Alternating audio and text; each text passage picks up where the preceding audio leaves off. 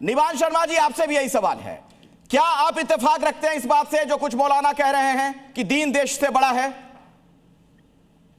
देखिए, बहुत बहुत नमस्कार। और हम तो किसी भी ऐसी बात से इत्तेफाक नहीं रखते जिससे हमारे देश का माहौल खराब हो, जिससे हमारे देश में जो है किसी भी धर्म की या किसी भी व्यक्ति की जो है वो जो उनकी भावनाएं वो आहत हो। हम तो नहीं इत्तेफाक रखते।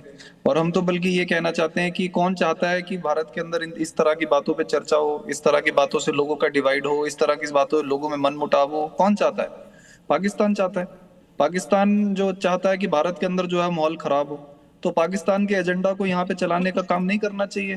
कौन चलाता है यहाँ पे पाकिस्तान का एजेंडा, जो लोगों को धर्म के बारे में बोल के लोगों को बांटना चाहता है? जवाब दे रहे जो आप तो वो तो जवाब नहीं दे रहे, आप ही जवाब दे दो उनकी तरफ से। संविधान बढ़ी है, कुरान बताओ ना। नहीं, इनको क्या परेशानी इस बारे में?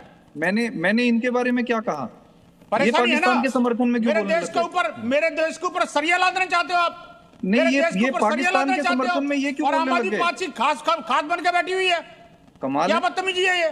कमाल बताइए ना। मैं कह रहा हूँ कि हमारे देश में धर्म के नाम पे बांटने का एजेंडा चलाने वालों के हम खिलाफ हैं। धर्म कहाँ है? इसमें ये क्यों भड़क रहे हैं? ये धर्म नहीं है, अधर्म है। भारत माता का विरोध करना अधर्म है।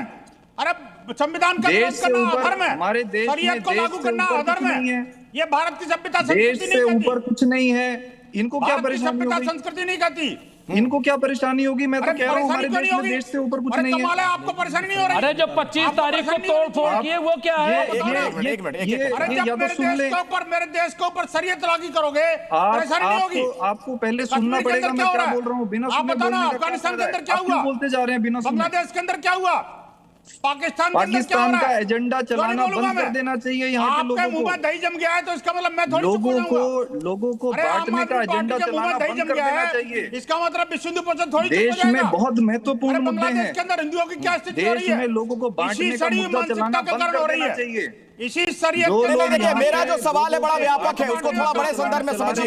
ठीक है साजिद रशीदी, बंसल साहब एक मिनट रुक जाइए, निवान शर्मा भी रुक जाइए, आप दोनों प्लीज रुकिए, थोड़ा सा मुझे समझने दीजिए। साजिद रशीदी, मेरा सवाल व्यापक है, थोड़ा बड़ा है। जो लोग खुद को इस्लाम का जानकार बताते हैं, मौलाना है, मुफ्ती हैं, अगर वो इस तरीके की बातें करेंगे तो क्या बाकी मुसलमानों में गलत संदेश नहीं जाएगा?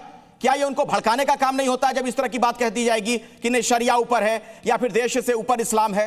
अखिलेश भाई, एक तो आप मुझे गलत इंटरप्रेट कर रहे हैं। मैंने अभी तक ये लफ्ज नहीं बोला। मैंने सिर्फ आपको एग्जाम्पल दिए हैं। मैंने ये कहा है कि जो अपने आप को सनातनी मानते हैं और संविधान को बड़ा मानते हैं, यही लोग हैं जिन्होंने 1984 में सिखों का कत्लेआम किया था। यही लोग हैं जिन्होंने 580 दलितों को 2022 से अब तक मार दिया। यही लोग हैं जिन्होंने 42 मुसलमानों को मोब लिंचिंग कर दी। एक करके बोलिए भाई, एक करके। बंसल साहब सुन तो लीजिए। साजिद रशीदी क्या कहना चाह रहे हैं, उनका पॉइंट तो आने दीजिए पहले। पागल हो गया क्या ये आदमी? बंसल साहब ये बार बार बोल रहा है, ये आदमी पागल है क्या? नहीं, इस तरह की बातचीत नहीं, आपस में मत उलझिए। आप लोग बहस जेल होती है, आपस में मत उलझिए और एक दूसरे के खिलाफ कोई इस तरह की टिप्पणी ना करें जो हमारी आदत हो। मैं इसका समर्थन बिल्कुल नहीं करता हूं और ऐसे लोगों से फिर बातचीत नहीं हो पाएगी। एक मिनट, एक करके अपनी बात रखिए। बंसल साहब, आपको पूरा मौका दिया जाएगा। मैं रिक्वेस्ट कर रहा हूं 30 सेकंड के लिए आप रुक जाइए। और साजिद रशीदी, आप मुद्दे पर आइए, मुद्दे पर अपनी बात रखिए।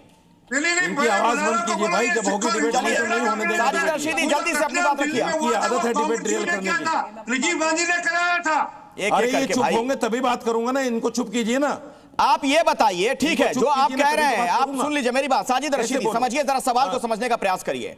मैं उस सवाल का जवाब लूंगा, बीजेपी के नेता से भी लूंगा, दूसरे तरफ से भी जो कुछ लोग धर्म को बड़ा बनाने लगते हैं उस पर भी सवाल पूछा जाएगा। लेकिन आपसे जो मेरा सवाल है उससे समझिए, टू द पॉइंट पूछ रहा हूं मैं बिल्कुल मैं आपसे, कि अगर कोई आपके धर्म से, मजहब से ये कहता है कि इस्लाम बड़ा है, देश नहीं, उसको क्या जवाब दीजिएगा आप? देखिए, इस देश में आस्था के नाम पर सब कुछ हो रहा है। बाबरी मस्जिद का फैसला आस्था के नाम पर हुआ कि नहीं हुआ? बिल्कुल नहीं हुआ। आस्था के सारे नाम पर सबूत मस्जिद के फ्लोर में फिर आप भटक गए। फैसला हुआ आस्था के नाम पर। किसने कहा? फैसला हुआ आस्था के नाम पर। आप भटक गए, फिर भटक गए। मेरा सवाल वो नहीं था।